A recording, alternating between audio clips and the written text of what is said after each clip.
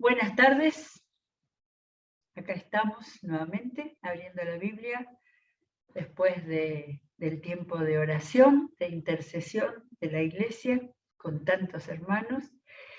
Y bueno, hemos dejado el libro de Éxodo después de, habíamos dicho ayer, cuántos días nos había llevado, 17 días. Creo que vamos a tener hoy algo más corto, de 2 días creo, 3 quizás, pero sentí algo como que me daba pena dejar el Éxodo. Estuve mirando Levítico, digo, bueno, de repente son muchas leyes, hay un hilo muy cercano porque el libro de Levítico es aquel en el cual Dios siguió enseñando y dando todas las orientaciones que Él quería para ese pueblo que ya había comenzado el camino hacia la tierra prometida, de manera que digo, bueno, necesitamos algo de Nuevo Testamento, ¿sí? Tratamos de alguna manera de cambiar de antiguo a nuevo, un poco como idea base, no es absolutamente así ninguna regla, pero de estar en el antiguo y pasar al nuevo. Pero me encontré leyendo hace unos días la carta a los Romanos y bueno, sentí que tenía que tomar unos capítulos de Romanos muy especiales que los habíamos visto pero hace un año, ¿sí? Y los habíamos visto como una mirada especial. Pero ahora en este momento me dio por mirar los libros del Nuevo Testamento que tienen muchas citas del Antiguo Testamento, o sea, que están enfatizando las enseñanzas. En el Nuevo Testamento tenemos Evangelio, libro histórico que es los Hechos, cartas, ¿no? Y el Apocalipsis, pero algunos de ellos tienen muchas citas del Antiguo, como afirmando, como haciendo referencia, asentando, ¿sí? Enseñanza, pensamiento. Y entonces vi que el libro de Romanos tenía muchas citas, mostrando la sabiduría del apóstol Pablo de toda la Biblia. Yo decía, Pablo tenía toda la Biblia en su cabeza, ¿no? Pero bueno, después, por supuesto, también los evangelios, hay muchas citas del Antiguo Testamento. Y también el apóstol Pedro tiene muchas citas del Antiguo Testamento. Y el libro de Hebreos. Pero en estos capítulos 9, 10 y 11 de la Carta a los Romanos, hay especialmente muchas citas, porque estos, así como los capítulos del 1 al 8 son enseñanza básica y doctrinal a la iglesia, a las iglesias de Roma nuevas, formadas por judíos que estarían allí en Roma, por gentiles recién paganos, recién convertidos. Entonces, hasta el 8 hay una base doctrinal muy clara, muy fuerte. Ahí es donde podemos decir que está explicado todo la base del cristianismo, la obra del Señor, ¿no? Y después en el 9, 10 y 11 hay 3 capítulos muy especiales. No sé si, no está mal decir eso, pero no tan simpáticos como pueden ser otros capítulos tan hermosos de las cartas. Pero este es uno con muchas preguntas, por ejemplo, que hace planteos. Entonces, primero me detuve a ver el final del capítulo 8, que es el maravilloso capítulo 8 de Romanos, que termina en, a ver si voy desde el 38, 8:38. Pues estoy convencido, palabra muy importante, porque Pablo todo es certero en sus palabras. Estoy convencido de que ni la muerte, ni la vida, ni los ángeles, ni los demonios, ni lo presente, ni lo porvenir, ni los poderes, ni lo alto, ni lo profundo, ni ninguna cosa alguna en toda la creación podrá apartarnos del amor que Dios nos ha manifestado en Cristo Jesús, nuestro Señor. Es uno de esos versículos maravillosos, ¿sí? Ahora, está hablando anteriormente de todas las cosas malas que pueden pasarles, primero a ellos, porque habla de persecución en el siglo I, y después a nosotros en cualquier momento de nuestras vidas. Pero termina triunfalmente diciendo eso, que no hay nada de lo que estuvo o estará que nos podrá apartar del amor que Dios nos ha manifestado en Cristo Jesús nuestro Señor. De manera que, como una llave de comprensión, que es bueno después de leer un pasaje así muy intenso, es decir, ¿qué título le pondría a esto, no? ¿Cómo resumo esto? Esto está planteando el amor de Dios en la redención, el amor redentor de Dios, que si nada, todo eso malo que puede pasar, no vamos a poder ser apartados, es porque tenemos el amor de Dios redentor, el que ha podido dar nueva vida en Cristo Jesús nuestro Señor.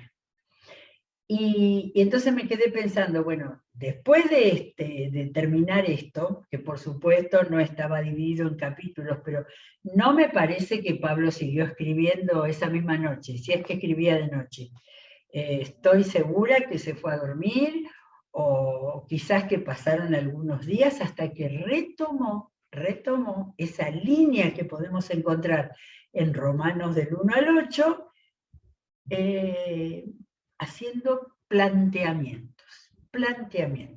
Y ahora les voy a mostrar con qué me encontré. Por algo estaba leyendo uno de estos capítulos y sentí que esa era la continuación con el Éxodo. A ver, repasamos así brevemente la carta a los Romanos. Más o menos se cree que fue escrita por Pablo en el año 57, durante el tercer viaje misionero. Y posiblemente estaba en Corinto, en Grecia, de Grecia a Roma. Tiempos en los que no se iba en un avión 1 hora y media, 2 de viaje, no, lejos estaba. Pero él estaba, así se dice, los estudiosos, posiblemente en su tercer viaje.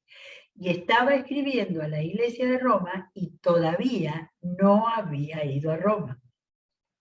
De manera que él sabía por los hermanos que iban y venían, seguramente a Grecia, lo que estaba pasando, el crecimiento del Evangelio y lo que estaba siendo la formación de iglesias nuevas con mezcla de creyentes paganos o creyentes que venían del paganismo y con creyentes judíos que venían del judaísmo y que habían encontrado a Jesús. ¿Y qué hace en este momento? El apóstol Pablo recurre al Antiguo Testamento para hablar con sus hermanos. Van a ver qué clarito está con una lectura así detenida y pensando. Digo la verdad en Cristo. No tiene la misma idea de lo anterior, por eso digo que lo escribió otro día. Digo la verdad en Cristo, no miento. Mi conciencia me lo confirma en el Espíritu Santo. Qué dato interesante esto. La conciencia nos habla, ¿no? Conexión con nuestros pensamientos, nos habla, pero es lo que dice, la conciencia me lo confirma en el Espíritu Santo. O sea, el Espíritu Santo está confirmando aquello que estoy sintiendo, que estoy pensando, la suma de todo esto. Pero empieza diciendo, digo la verdad, no miento. Estaba defendiendo un argumento que todavía no sabemos lo que va a decir. Me invade una gran tristeza y me embarga un continuo dolor. Acá Pablo está abriendo su corazón, ¿sí? Tristeza y dolor. ¿Y por qué tristeza y dolor? Dice en el versículo 3, estoy en Romanos 9:3. ¿Desearía yo mismo ser maldecido y separado de Cristo por el bien de mis hermanos, los de mi propia raza? Así que dolor, tristeza por sus hermanos. Sus hermanos, los que estaban en Roma, ¿no? Creo que serían sus hermanos que no querían aceptar a Jesús. Y dice, de mi propia raza, el pueblo de Israel. Y fíjense ahora donde me quedé sorprendida con la conexión con el Éxodo. De ellos son la adopción como hijos, la gloria divina, la gloria que estaba encima de la tienda de reunión, que nadie podía entrar, pero que a ellos se les mostró, ellos vieron. Los pactos, fue en el Éxodo donde el Señor hizo el pacto de ser el pueblo. La ley, en el Éxodo les dio la ley. Y el privilegio de adorar a Dios y contar con sus promesas. El privilegio de adorar a Dios lo vimos de una manera impactante con lo que el Señor preparó de un lugar llamado tabernáculo, tienda de reunión, donde ellos tuvieran que vivir y practicar la solemnidad de saber que la presencia de Dios estaba ahí, que quería ser adorada. De manera que cuando Pablo quiere explicar que se siente dolorido, que él quisiera dar su vida, fíjense que esa frase, desearía yo mismo ser maldecido y separado de Cristo. Él estaba viviendo la plenitud de la vida cristiana y dando su vida como misionero, pero desearía dejar todo eso por el bien de mis hermanos, los de mi propia raza, el pueblo de Israel que había recibido todo eso que acabamos de leer. De ellos son los patriarcas, y de ellos, según la naturaleza humana, nació Cristo. Está ahí uniendo, estamos viendo la unión del Antiguo con el Nuevo Testamento, quien es Dios sobre todas las cosas. La enseñanza de doctrina básica, Pablo la mecha siempre para que a nadie se le escape. Según la naturaleza humana, nació Cristo, viene por la línea de los profetas y termina diciendo alabado sea por siempre. Pero ahora no quedó acá. Dice, ahora bien, no digamos que la palabra de Dios ha fracasado. Lo que sucede es que no todos los que descienden de Israel son Israel. Acá está marcando la diferencia, ¿no? Los religiosos, y no era una etnia, era la relación con Dios. Tampoco por ser descendientes de Abraham son todos hijos de Abraham, hijos suyos. Al contrario, y acá aparece en la primera cita, dice, al contrario, tu descendencia se establecerá por medio de Isaac. ¿Qué tenemos acá? Génesis, el primero creo que era Génesis 18:10. 18:10, ¿se acuerdan cuando lo vimos? Cuando a Abraham se le aparecen 3 hombres y Abraham les hace ahí les da de comer, y uno de ellos le dice, dentro de un año volveré a verte, y para entonces tu esposa Sara tendrá un hijo. De manera que ahí estaba la promesa de Génesis 18:10 que nos está marcando acá Pablo. En otras palabras, los hijos de Dios no son los descendientes naturales, más bien se considera descendencia de Abraham a los hijos de la promesa. Acá está marcando, no es por la etnia, no es por las prácticas religiosas, es lo que Dios había marcado por la promesa. Seguimos, y la promesa es esta, dentro de un año vendré, y para entonces Sara tendrá un hijo. Tal cual, ¿lo habrá de memoria escrito Pablo? No solo eso, También sucedió que los hijos de Rebeca tuvieron un mismo padre, que fue nuestro antepasado Isaac. De manera que comienza a hacer todo el relato de los patriarcas. Sin embargo, antes de que los mellizos nacieran o hicieran algo bueno o malo, y para confirmar el propósito de la elección divina, no en base a las obras, a lo que hicieran, sino al llamado, se me escapó acá, sino al llamado de Dios, se le dijo a ella, a Rebeca, está como 10 líneas arriba Rebeca, se le dijo a Rebeca, Dios le dijo a Rebeca, el mayor servirá al menor. A ver, yo todo lo corroboré por si acaso. 25. Cuando le llegó el momento de dar a luz a Rebeca, resultó que en su seno había mellizos. El primero en nacer era pelirrojo y tenía todo el cuerpo cubierto de vello, a ese lo llamaron Esaú. Luego nació su hermano, agarrado de la mano, ¿se acuerdan del talón? Lo llamaron Jacob. En el versículo anterior dice que Rebeca sintió la voz de Dios, fue a consultar al Señor y él le dijo, 2 naciones hay en tu seno, 2 pueblos se dividen desde tus entrañas, uno será más fuerte que el otro, y el mayor servirá al menor. Y acá estaba dando el apóstol Pablo la base de la elección del Señor.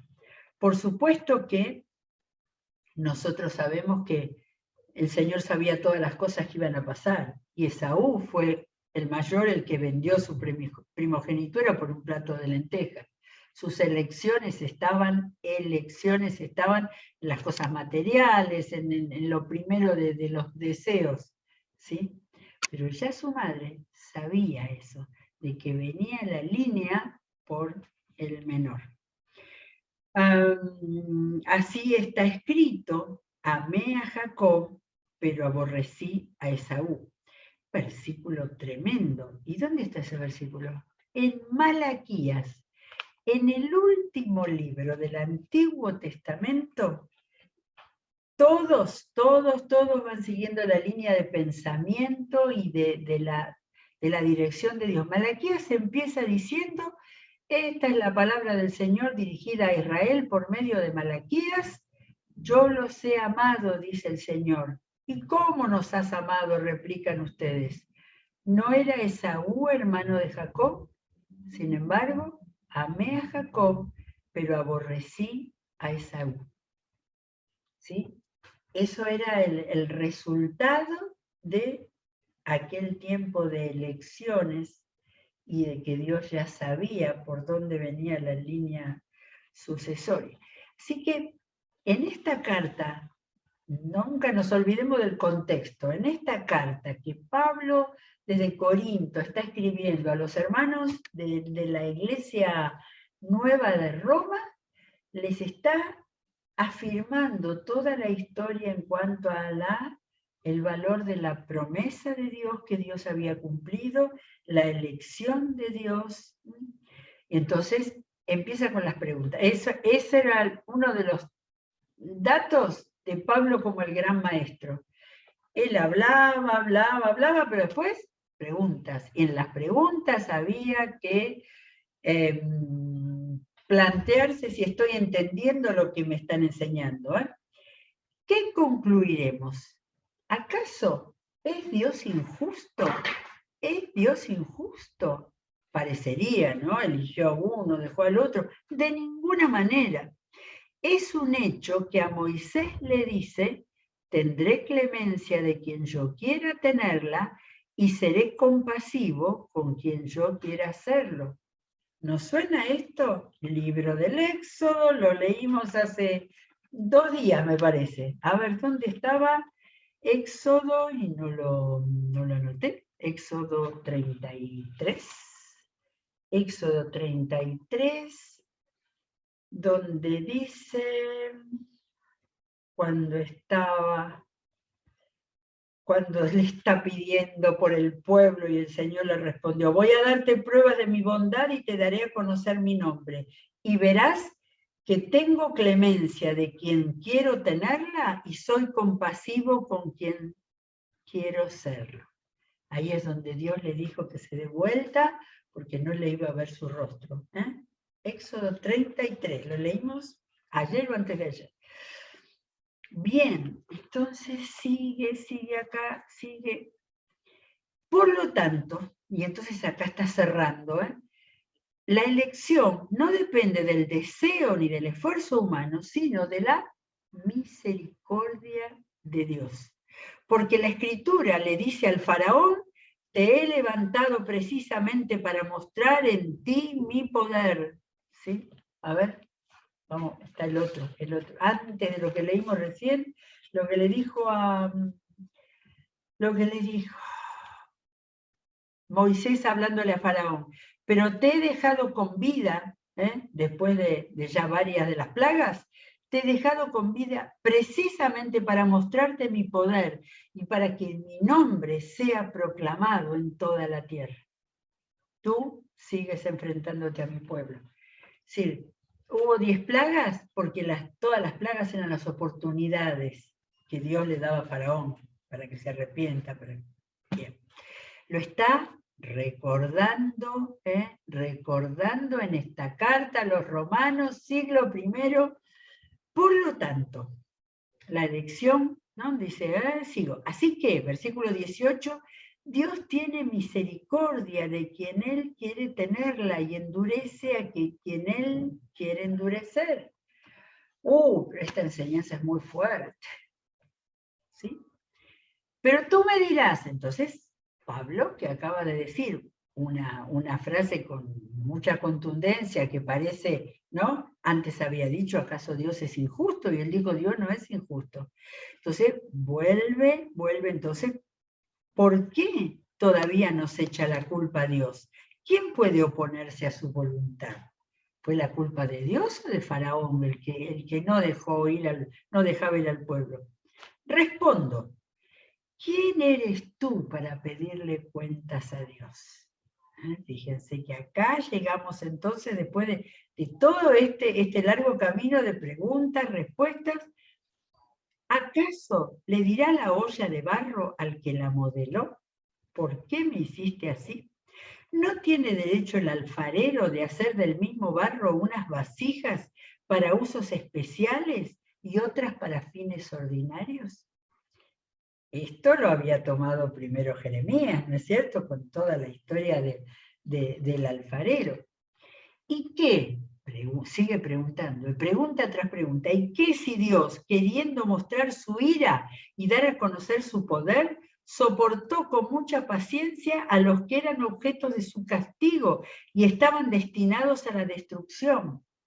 Eso es lo que vimos después del becerro de oro.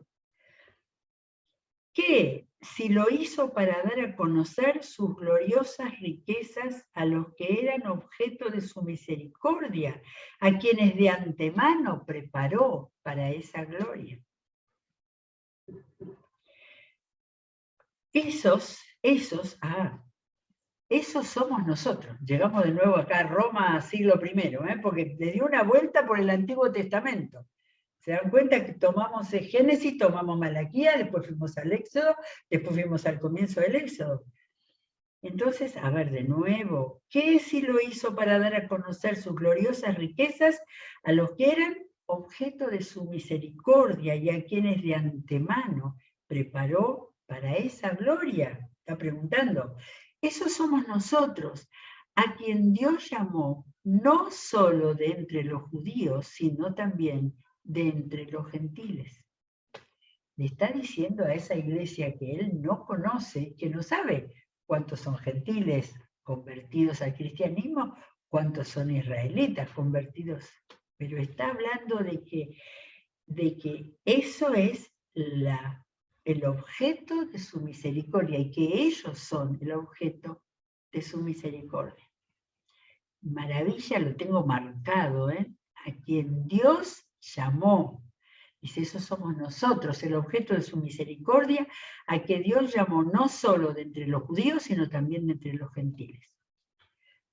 Ya está, no, sigue con la Biblia abierta. Así lo dice Dios en el libro de Oseas. Y acá hay 2 versículos de Oseas. El segundo es el primero, pero tomó de acuerdo al pensamiento que él quería decir. Primero, Oseas 2:23. A ver dónde dejé Oseas. Oseas 2:23. Se me fue para adentro, acá está. Primero cita Oseas 2:23. Claro, esto era para judíos que entendieran toda la historia. El Señor eligió una esposa, tuvo hijos y le puso a los hijos de esa esposa nombres terribles, nombres que fueran una profecía. Por eso a quien se refiere acá es a eso, dice, cuando habla de una nueva tierra que Dios volverá a sembrar, dice, yo la sembraré para mí en la tierra, me compadeceré de la indigna de compasión. Ese era un hijo, se llamaba indigno de compasión. Pueblo ajeno lo llamaré, pueblo mío me dirá, y él me dirá, mi Dios. Después de todo eso que había hecho, una representación imponente, algún día tenemos que leer todos Oseas, porque lo leímos hace muchísimo tiempo y ya nos olvidamos. Pero él puso, le dijo Dios a Oseas que le ponga un nombre horrible, indigno de compasión, para después cambiarle el nombre por pueblo mío. Y entonces dice, acá leo la cita de Pablo, llamaré mi pueblo a los que no son mi pueblo y llamaré mi amada a la que no es mi amada. Oseas 2:23. Y después, y sucederá que en el mismo lugar donde se les dijo, ustedes no son mi pueblo, serán llamados hijos del Dios viviente. Y acá es el comienzo de Oseas. Eso dice en Oseas 1:10. Yo lo leo para que vean que no es que fue, es tal cual. Oseas 1:10 dice, los israelitas eran tan numerosos como la arena del mar que no se puede medir ni contar. Y en el mismo lugar donde se les llamó pueblo ajeno, se les llamará hijos del Dios viviente. Y ahí Dios estaba diciéndoles promesas de misericordia y de bondad. Pero sigue, no, era incansable Pablo, yo me admiro de él. Dice, Isaías, por su parte, ahora nos vamos para atrás a Isaías, por su parte proclama respecto de Israel. Lo leemos primero acá en Romanos y vamos después a leerlo en Isaías 10. Aunque los israelitas sean tan numerosos como la arena del mar, solo el remanente será salvo, porque plenamente y sin demora el Señor cumplirá su sentencia en la tierra. Isaías 10, 22 y 23, y dice exactamente lo mismo. Solo un remanente volverá, porque el Señor Todopoderoso ejecutará la destrucción decretada por medio del país. ¡Wow! Y entonces, nos falta un poquito. Vamos a terminar acá con uno más. Así había dicho Isaías, si el Señor Todopoderoso no nos hubiera dejado descendientes, seríamos como Sodoma, nos pareceríamos a Gomorra. Eso era Isaías 1:9. ¿Ya se me fue Isaías? Pero no, Isaías 1:9. Miren, Isaías comienza con eso, la bella Sión ha quedado como cobertizo en un viñedo, como choza en un melonar, como ciudad sitiada. Si el Señor Todopoderoso no nos hubiera dejado algunos sobrevivientes, seríamos ya como Sodoma, nos pareceríamos a Gomorra. Nos falta un pedacito, pero no tenemos tiempo, vamos a enganchar mañana, porque acá dice el final de Romanos 9, ¿qué concluiremos? Y entonces allí está el versículo que encadena con todo eso que leímos hoy. pero lo dejamos porque viene el 10 y sigue, no paró Pablo, ahí seguía intercalando versículos que les hacían comprender la promesa de Dios, la herencia de Dios y el propósito de Dios que ellos todo el tiempo le estaban rompiendo. Así que vamos a seguir mañana con la conexión entre el Antiguo Testamento y el Nuevo Testamento que encontramos en estos capítulos del libro del apóstol Pablo a los Romanos. Seguimos en toda la programación de nuestra iglesia, hoy hay culto presencial, y nos encontramos mañana, si Dios quiere, abriendo la Biblia. Que Dios los bendiga.